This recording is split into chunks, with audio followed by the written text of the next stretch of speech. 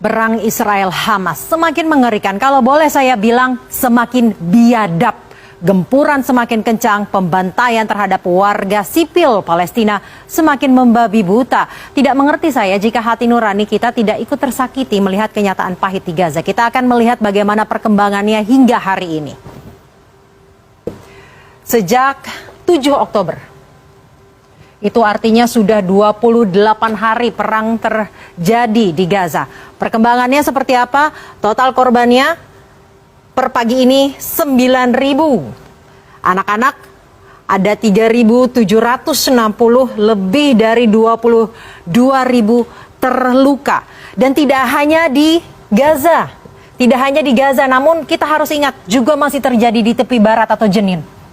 Ini lokasi yang berbeda dari Gaza, namun ini adalah tempat warga Palestina ada. Lebih dari 100 orang telah meninggal, lebih dari 2.000 yang luka-luka. Dan kita harus ingat, data ini hanyalah data yang tercatat.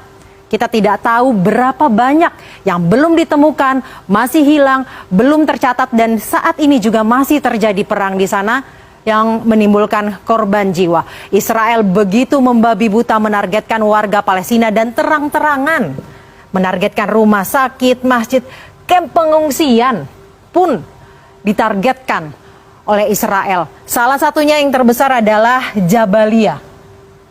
Alasannya apa?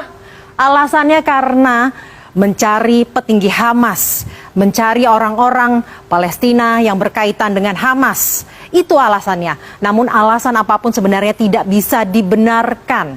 Mengebom kamp pengungsian. Bayangkan kondisi di sana, komunikasi terputus, listrik padam, operasi darat semakin sengit.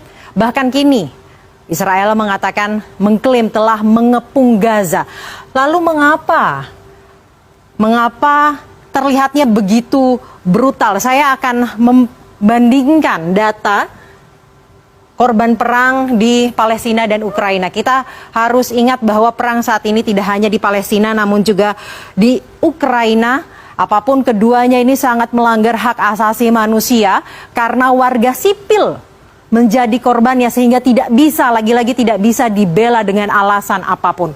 Kita lihat di Ukraina, korban tewas selama 563 hari terjadinya perang ada di angka 9.614.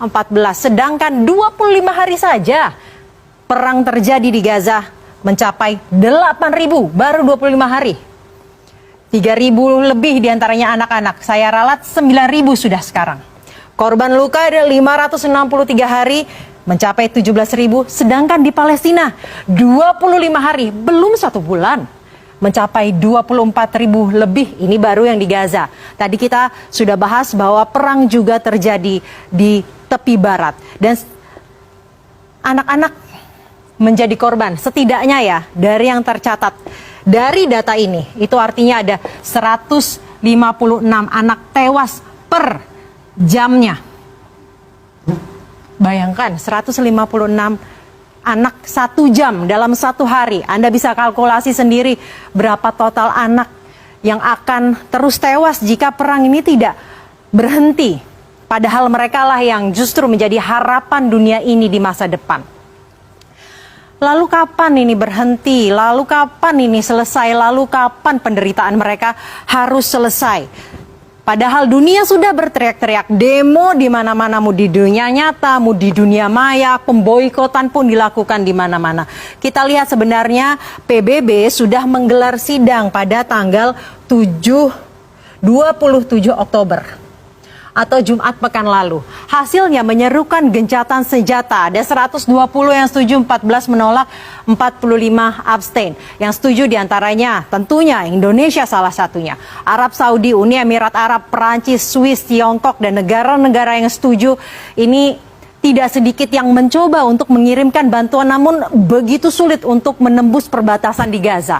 Kemudian yang menolak tentunya Amerika Serikat, Ceko, dan Austria. Bahkan Amerika Serikat memberikan bantuan kepada Israel saat Israel melancarkan serangan begitu membabi butanya ke Gaza. Kemudian yang abstain di sini ada Inggris, ada Jerman, ada Kanada, ada Belanda. Jerman bahkan mengatakan Mengapa alasannya abstain? Karena merasa bertanggung jawab atas Holocaust yang waktu itu pada zaman dulu mereka lakukan kepada pihak Yahudi.